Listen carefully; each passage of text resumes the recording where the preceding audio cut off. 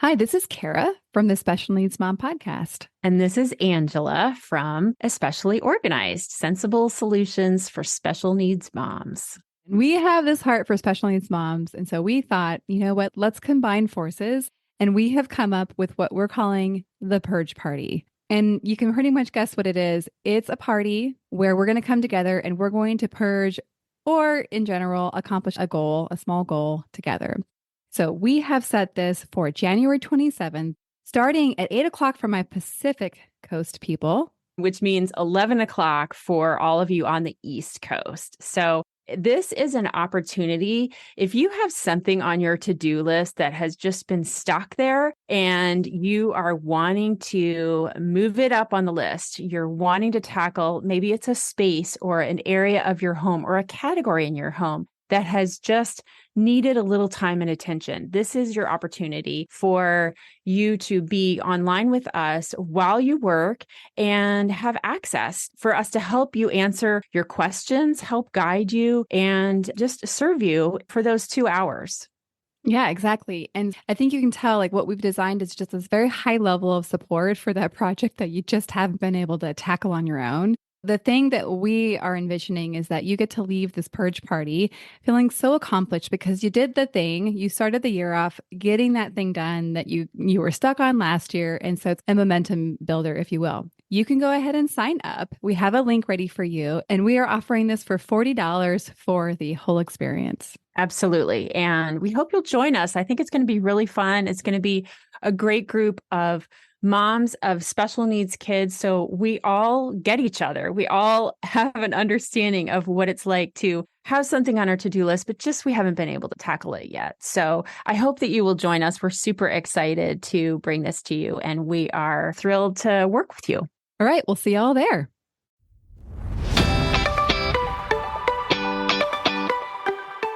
Hi, I'm Kara, life coach, wife, and mom to 4 incredible and unique children. It wasn't all that long ago that my son received a diagnosis that had my world come crashing down. I lacked the ability to see past the circumstances, which felt impossible, and the dreams I once had for my life and family felt destroyed.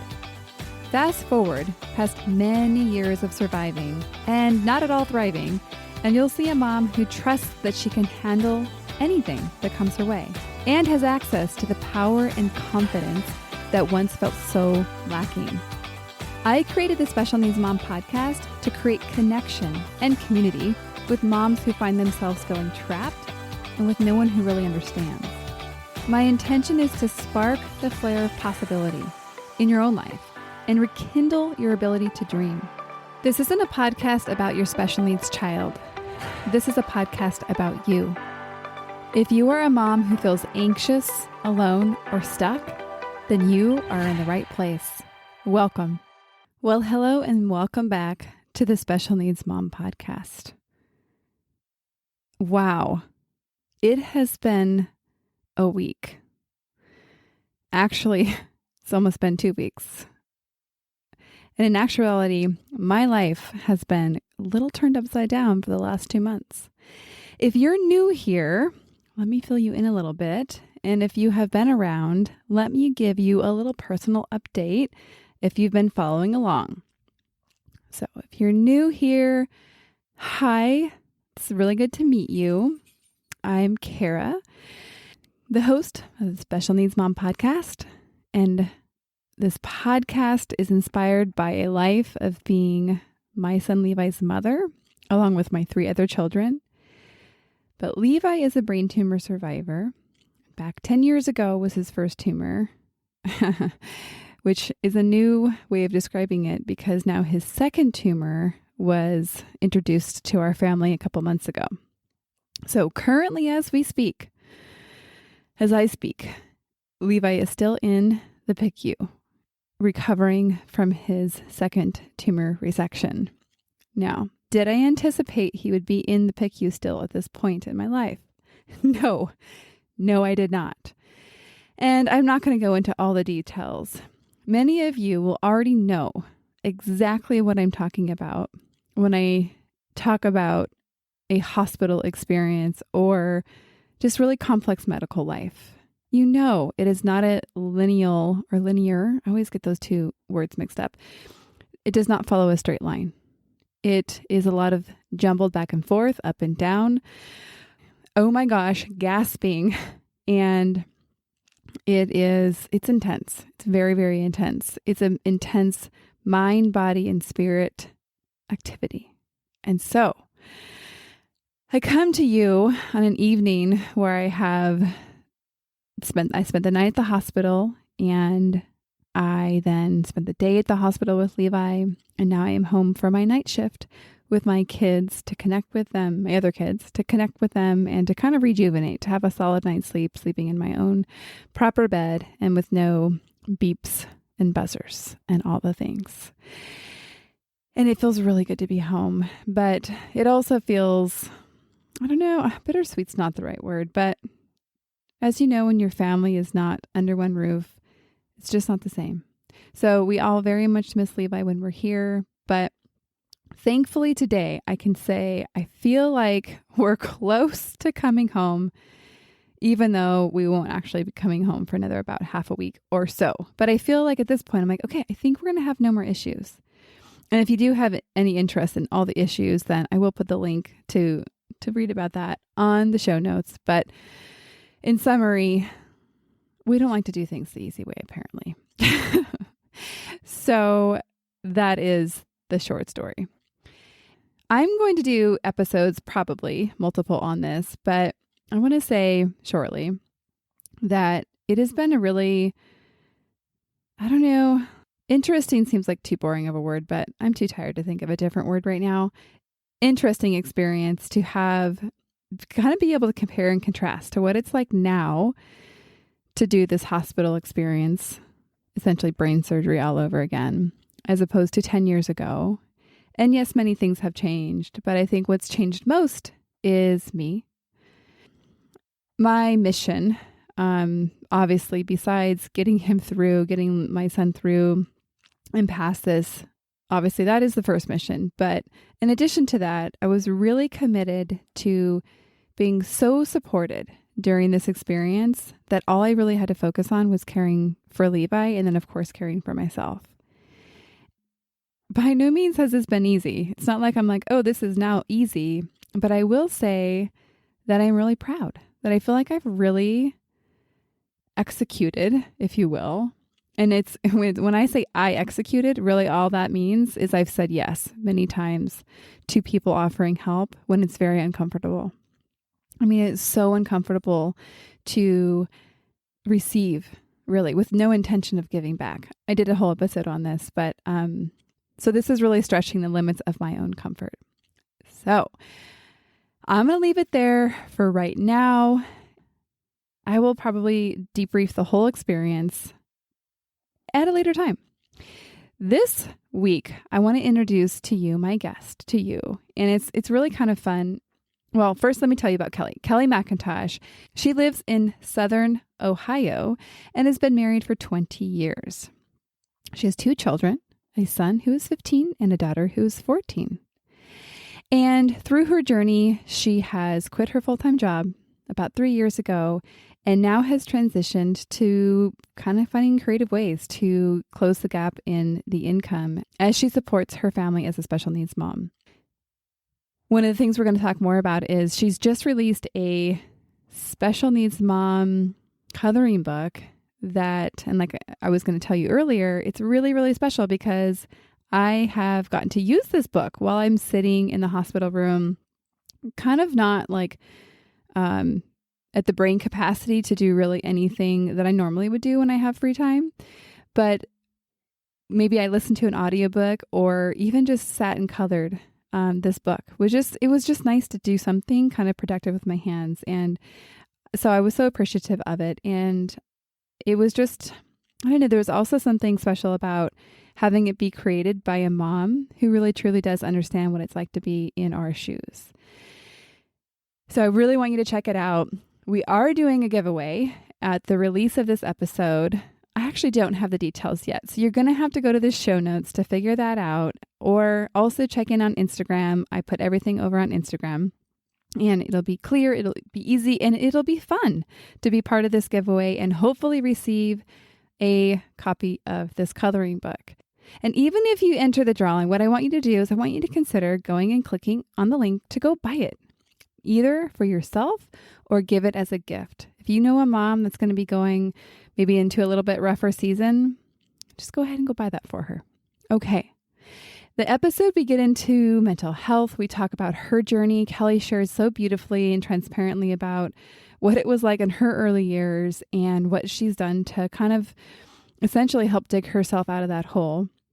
I think you're really going to love it. You're going to feel connected with her and just a really connecting conversation. So without further ado, let me introduce Kelli McIntosh. Kelli, I'm so thankful to be with you today. It is definitely a light in a season for me that has a lot of darkness. So thank you for being here and coming to the podcast. Welcome to the show. Thank you so much. It's really an honor that you asked me to be on the show. I appreciate it. Yeah, definitely. Well, let's give the listeners a little bit more perspective about how you came to be a special needs mom. Sure. My son, Kyle, was born 15 years ago. And at first, we didn't know what was going on. We had a typical pregnancy and birth and everything. And within a few weeks of bringing him home, we noticed something was up. And so it just seemed like we added symptom after symptom after symptom, test after test, and everything came back negative. So we really didn't know. We just had a bunch of symptoms. And then it was just last summer that we actually got a diagnosis for Kyle. And I thought we never would at this point. And so at age 14 last year, we received a diagnosis. It's called SYNGAP1. It's a rare genetic disorder. And once we figured out what that was, and I started researching and connecting with families and organizations, now all of a sudden we had a reason to explain like all of Kyle's symptoms that have been a part of our life for the last 15 years. So that's how I came to be in this special needs journey, is with the birth of my son. And then my daughter, she's typically developing. She was born 13 months after he was. Oh my gosh. Yes. That's nuts. That's nuts. Special needs or not. Wow. Yeah, it was there. It was close. And what was difficult at first was Kyle was only about 4 months old when we became pregnant with our daughter. And at that time, I was kind of still in this denial that anything was going wrong. It was like part of this grief process I was working through. And, I just thought he was a big baby. He's going to catch up.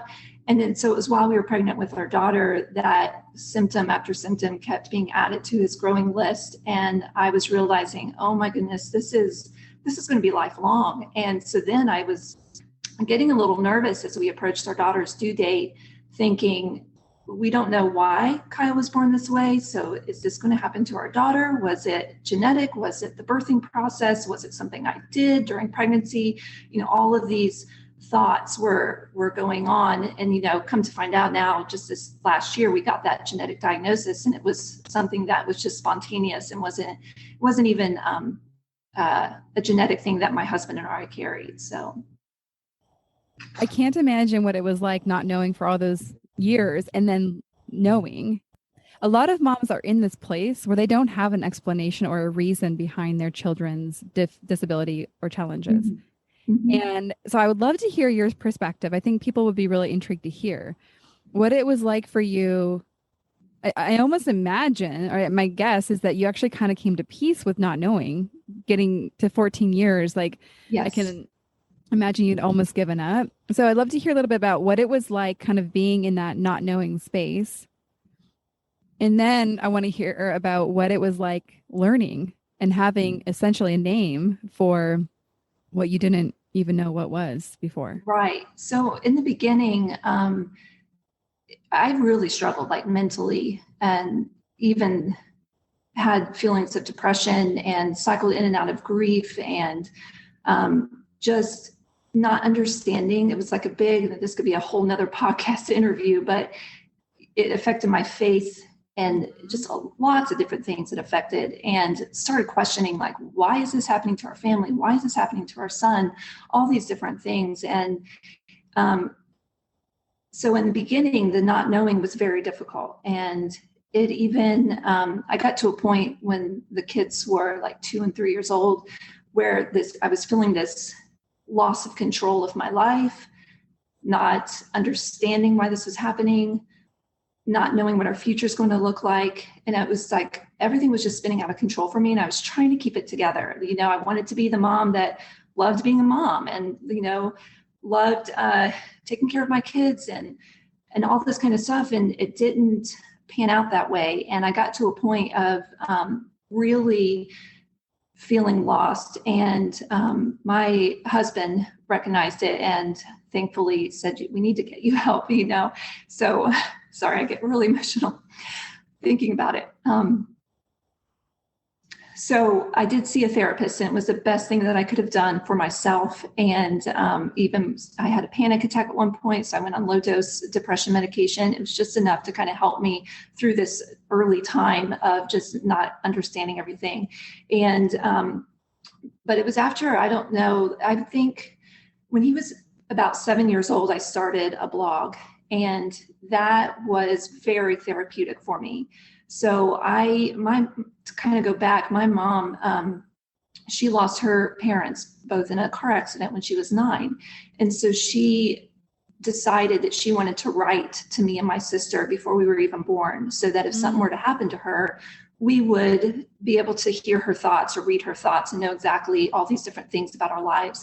So before, I wanted to do the same thing for my kids. So before they were born, I started writing to them. And so, like I said, when Kyle was about 7, I kind of started putting all these thoughts and stuff out on the internet, which was huge, but it was very therapeutic for me. And I think that kind of helped me get to this place of peace.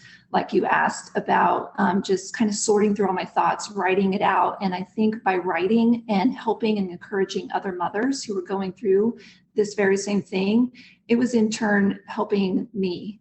And that got me to the place where I was at peace with, okay, this is our life. Yes, it's difficult and it's challenging. And still I struggle with mental health issues here and there. But overall, I'm accepting of where we're at. I'm accepting of Kyle and his diagnosis. And we didn't know what his diagnosis was at that point, but I'm accepting of him and who he is and what our lives are looking like. And so then, last year when we got his actual diagnosis, I remember even the geneticist and his neurologist said, there's a lot of these new tests out. We think there's been a lot of advancements. We think, let's go ahead and test him again. Maybe we'll find something. And I almost said no. I almost said, I don't think so. He's 14 at that time. What would it really change about our life? He'll still probably go to the special needs school he goes to. He'll still get the therapies he's getting. We'll still live with the same symptoms we've lived with for the last 14 years.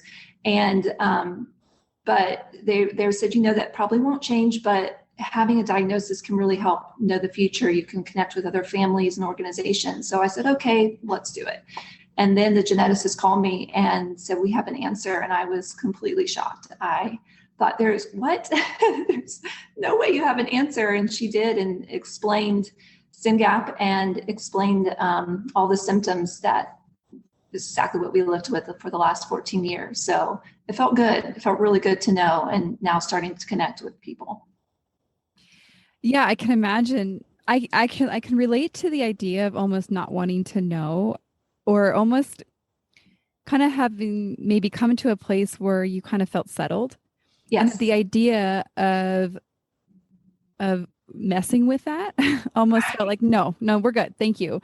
You kind of like the idea that like learning more, that it almost felt maybe threatening in some way. Does that resonate with you? Yeah, I think that's a good way to describe it now looking back, because I'm thinking, oh my gosh, do I have to go through all this research again? When he was this diagnosis, I would get on Google. He had this symptom. Well, what does that mean? Get on Google and try to do all this research. And I'm a big researcher. I love learning and love educating myself. And I think knowledge is power. But yes, it was like, oh my, are we going to start all over again? But it ended up not being that way. Now it was like, wow, we've got all these other families and these kids that look just like Kyle, and there's other people that are going through the exact same thing that I'm going through. And that felt really good. Yeah, definitely. And so is there a Facebook group for the community around SYNGAP1 syndrome?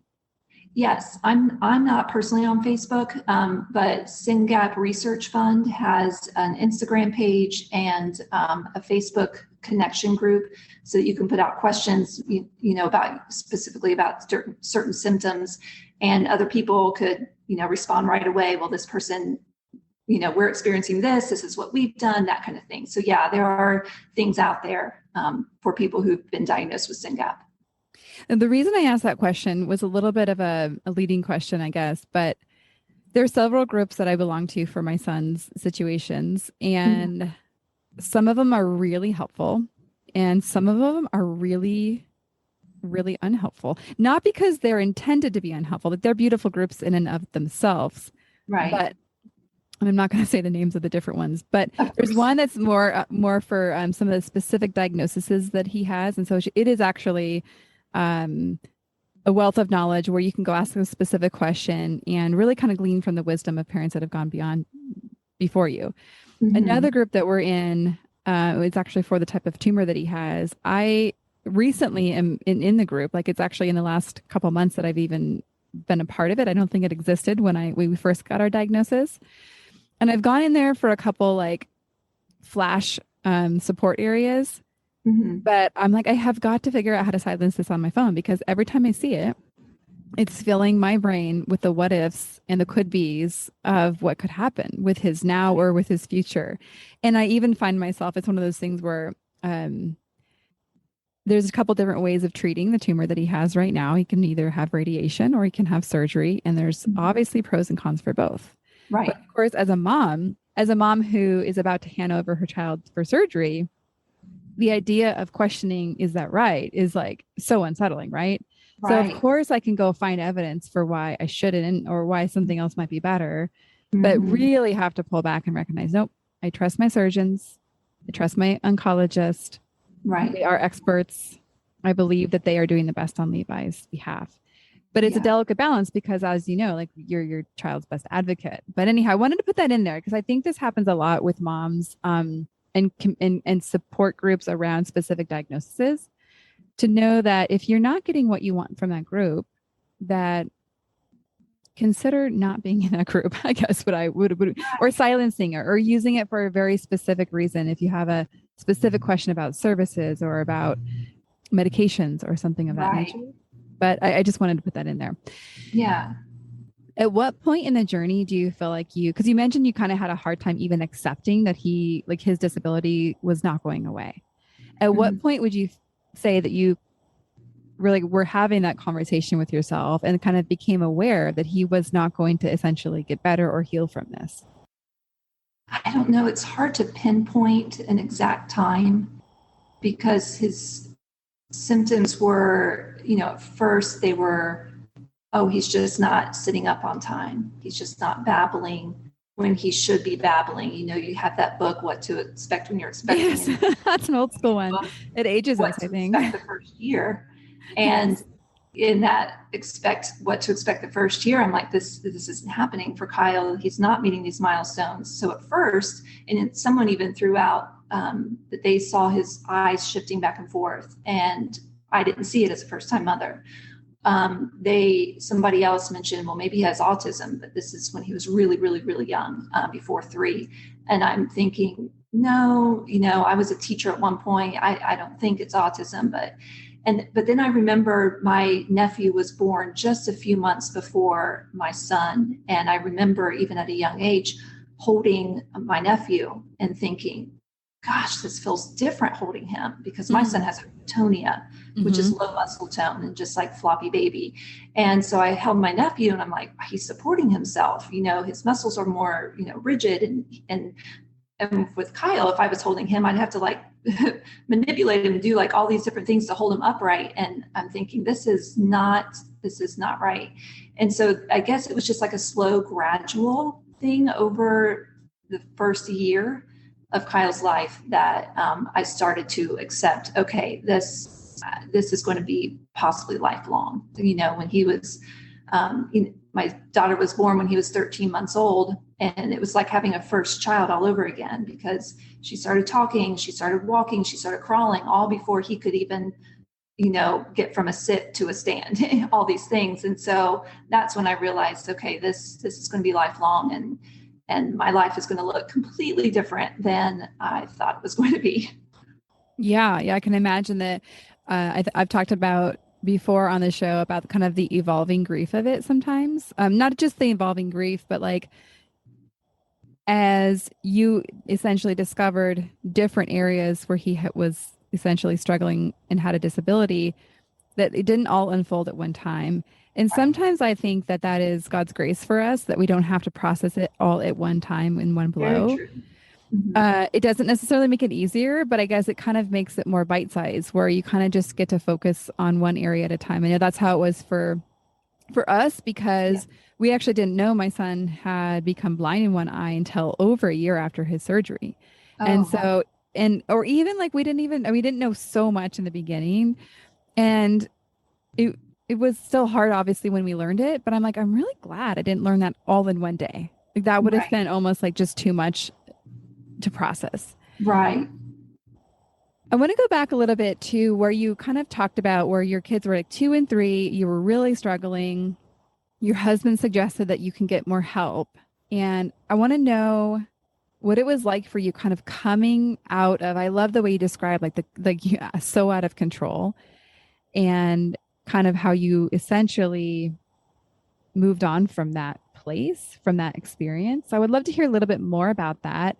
And also, what other things were helpful in that time for you as you kind of transitioned from feeling so out of control to maybe kind of recovering a little bit more of feeling like you again? Right. So I remember distinctly at one point before I started therapy, and not knowing that I needed help, was my husband said, you need a break, go upstairs, do something for yourself. And I remember just laying on my bed, and I could hear him downstairs with the kids, and he was tickling them and playing with them, and they were laughing, and their laughter is contagious, but I felt nothing. Like I didn't feel any kind of joy or happiness. I couldn't even muster up a smile, even though they were laughing and having a great time. Like I started feeling like, what can I do to end this feeling that I have of this out of control, and not being, I don't know. I just like, I'm like a type A personality. I like to be in control of things. I like to know what's going to happen. I hear you. I'm like so feeling you right now, especially with the time, like I'm recording this for y'all like 2 days before my son's surgery. So I'm definitely feeling your description of feeling out of control. And I think that as a human is one of our least favorite feelings. Yes. And so back to you, I want to hear a little bit more about that experience. Yeah. So, and then I had another friend too, also reach out to me and recognize that, and she told me, she goes, I see a counselor that can really help. And so my husband agreed, and I signed up for that. And that was the start of just feeling better. Just being able to get a third person who didn't live our life to, I just could vent. I could share my deepest feelings. I could just say, I feel at a loss. And I was able to describe all of those things to her. And she just meeting with her every couple of weeks was very helpful. And now I have a different perspective just on mental health in general, because I used to think, just figure it out. You can do this. And I thought, okay, now I get it. I really get it now that I'm going through this, that sometimes you need more help. And so I did start low dose depression medication, and that helped me too, just kind of feel a little bit more just me and feel normal. And then, like I said earlier, that was also about the time that I started my blog. A few years after that, I started my blog, and just being able to write and express myself, and really helping other mothers. Like mothers would reach out to me and said, I feel exactly the way you feel, and it feels good to know that I'm not alone, and that these things are okay to think these things about my life. And then it motivated me to write more and to encourage more, because it was helping me. It was like this cycle of helping each other. And so it was just a gradual thing for me of getting to that place of feeling happy again. Yeah, definitely. I think like so many special needs moms, you have identified the commonality that the feeling of alone, not being understood is, I think, kind of a foundational place that many special needs moms find themselves. Mm-hmm. And I want to hear a little bit about, I know you have a YouTube channel, but I'm really interested to hear about the coloring book that you've created.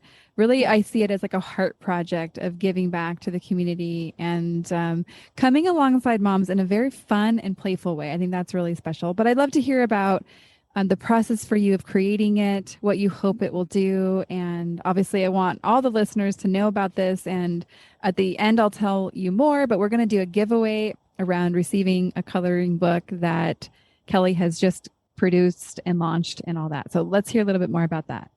Sure. I just remember, going back to when Kyle was first born and that feeling of aloneness and feeling like that was before Facebook and YouTube and people were sharing stories there. But I would happen upon a blog or an article about a family who had a child with special needs. And I would cling to that because I would not feel alone. I would see someone else living a life happily with their child with special needs.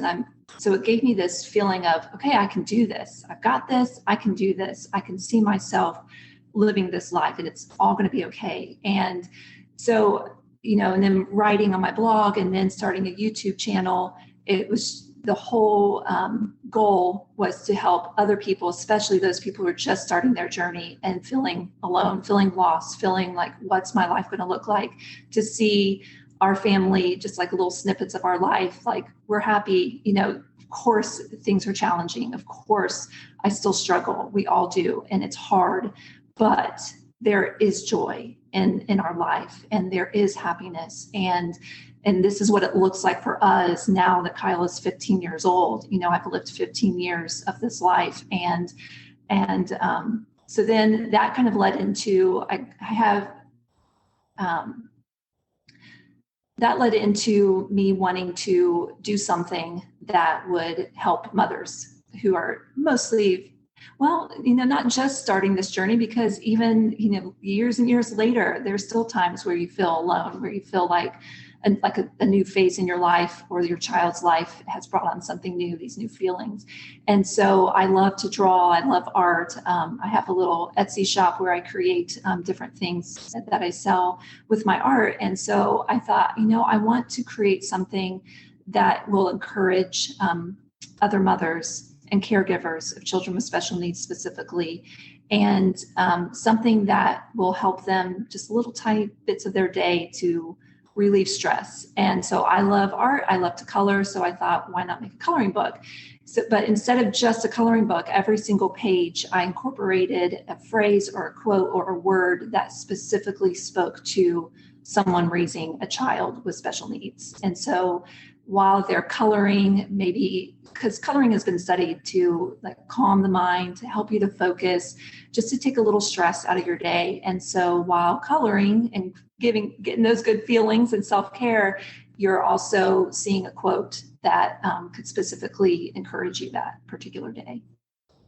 I love it. And I've gotten to see it on Instagram and kind of see it evolve. But hearing you explain it just makes me even more excited about it. And I'll share a quick little funny story about me and coloring books, because my son really was like, oh, I want a coloring book. So one of our friends got him one and he'd want to color it with me. And it's like a really intricate one. I was like, oh boy, this looks intimidating.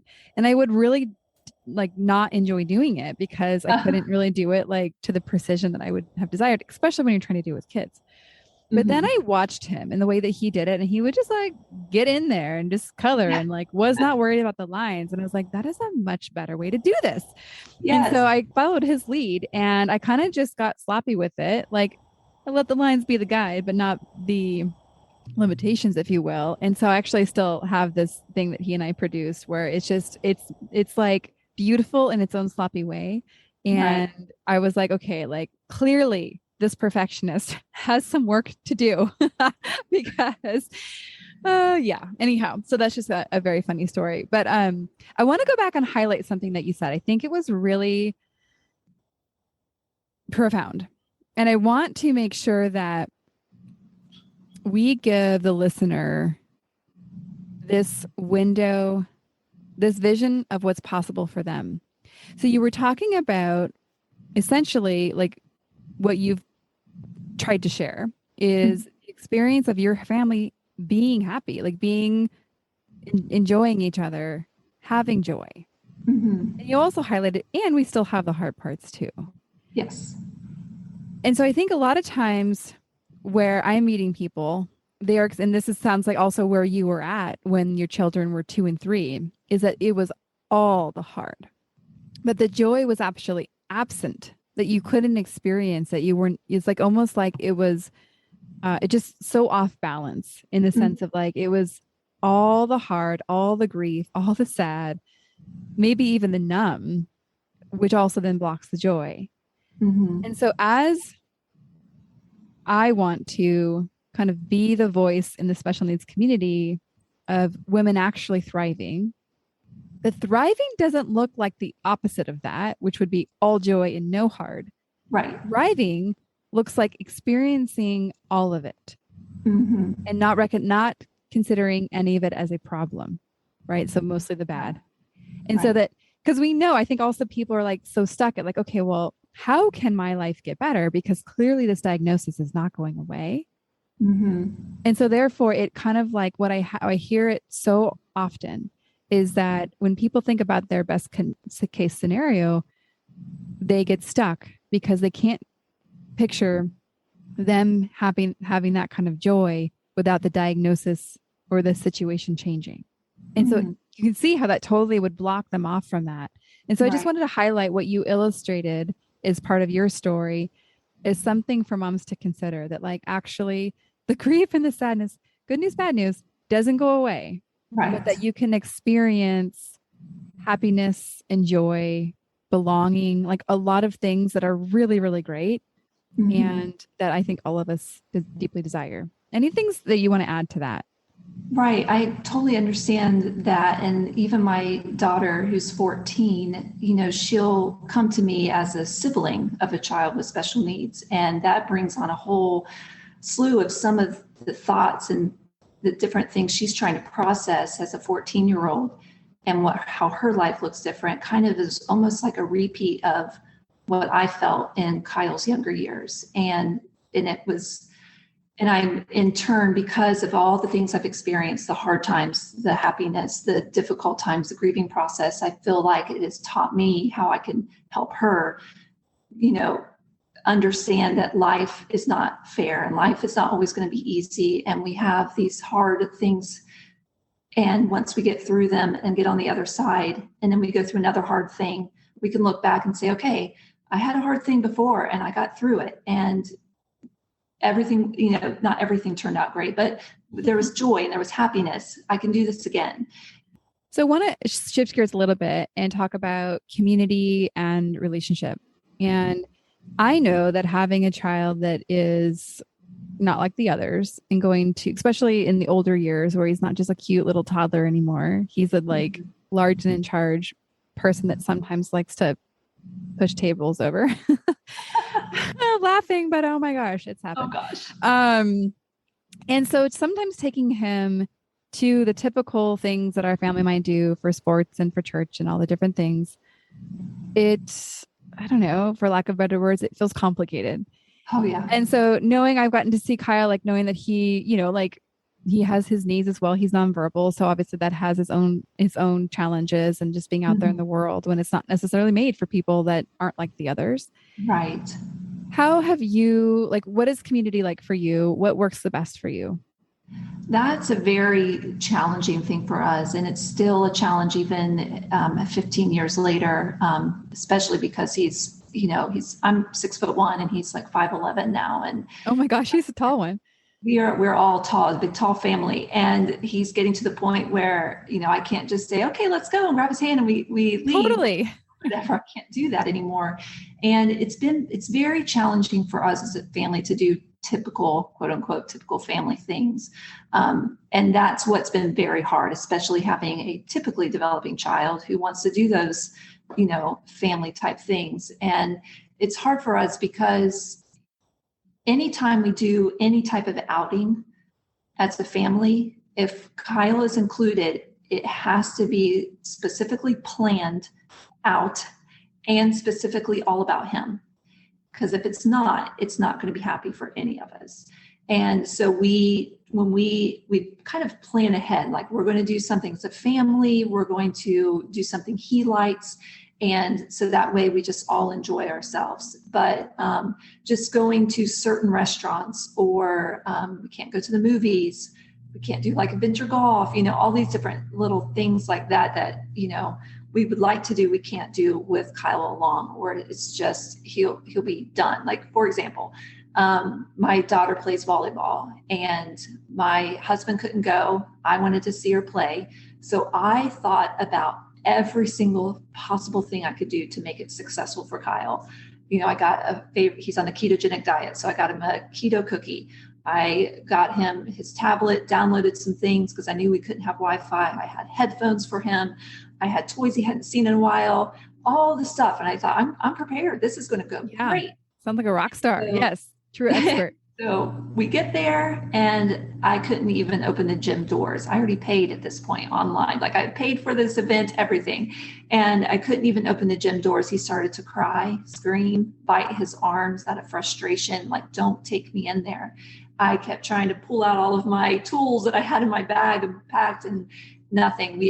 I tried and we ended up having to leave. And that was that difficult, challenging moments that we still have, that are hard. And in those moments, I was angry and I was mad at him. He was mad that I was trying to take him in there. And it took a little bit. We both cooled down and everything ended up being fine, because it always does. I always say, I need to vent.